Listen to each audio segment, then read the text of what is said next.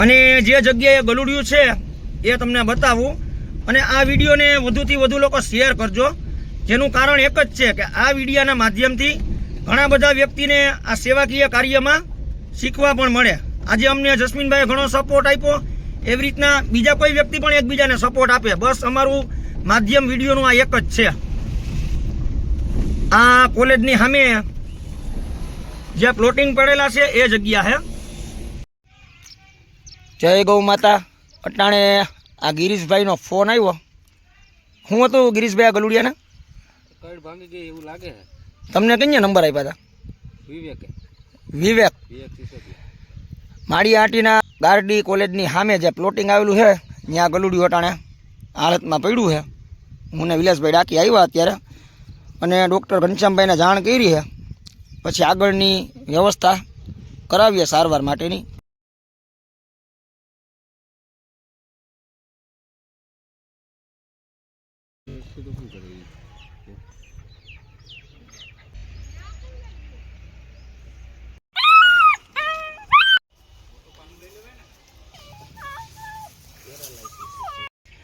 આ જે ગલુડિયું છે એને અત્યારે ઘનશ્યામભાઈ આવીને જોયું ના ગલુડિયાને પેરાલિસિસ છે, પાછળના બે પગ છે ને એમાં પેરાલિસિસ આવેલું છે। એટલે હવે અમે આની આગળની વ્યવસ્થા કરાવીએ જેથી કરી શાંતિથી રહી શકે એ રીતના।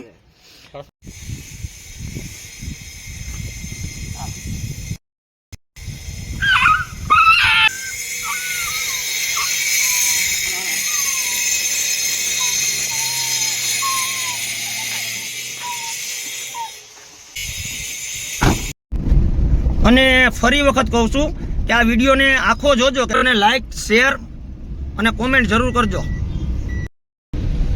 અટાણે જે ગલુડ પેરાલિસિસ વાળું એને હું ને ડૉક્ટર ઘનશ્યામભાઈ અત્યારે ચોરવાડ મૂકવા જઈએ છીએ। અને ચોરવાડ જસ્મીનભાઈ ગોસિયા કરીને ભાઈ છે જે અમારી જેમ ઘણી સેવા કરે છે, કોઈ બીમાર પશુ પક્ષી હોય એટલે અમે જસ્મીનભાઈને જાણ કરી કે જસ્મીનભાઈ અત્યારે મારા ગામમાં એક પેરાલિસિસ વાળો કેસ છે, તો જસ્મીનભાઈએ પણ ઘણો સહયોગ આપ્યો કે કાંઈ વાંધો નહીં વિશાલભાઈ, તમે એને અહીંયા લઈ આવો, બનતી હું સારવાર કરી અને બનતી કોશિશ એને સાચવવાની કરી। તો જસ્મીનભાઈને પણ ધન્યવાદ કહેવાય।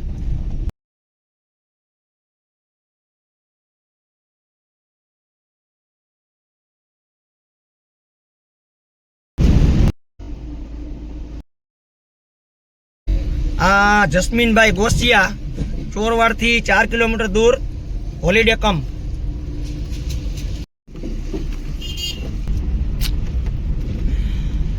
આ હોલિડે કેમ્પ આવેલું છે, ત્યાં જસ્મીનભાઈ પશુ પક્ષીની સેવા કરે છે એ જગ્યા ઉપર આવ્યા અત્યારે।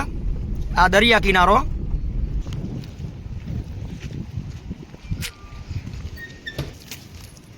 અહીંયા સાચું ને આ હોલિડે કેમ્પ દરિયા કિનારો છે, ત્યાં જસ્મીનભાઈ આ રીતે સેવાકીય કાર્ય કરે છે।